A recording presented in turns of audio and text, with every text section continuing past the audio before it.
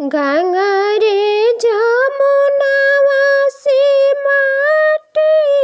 मंगनी दुई रे रोहिलिया के चूल्हाई गंगा मैया दुई रे रोहिलिया के चूल्हाई गंगा मैया एक ओरिया रे नीले खिरिया बखिरिया एक ओरिया मटिले दूधाए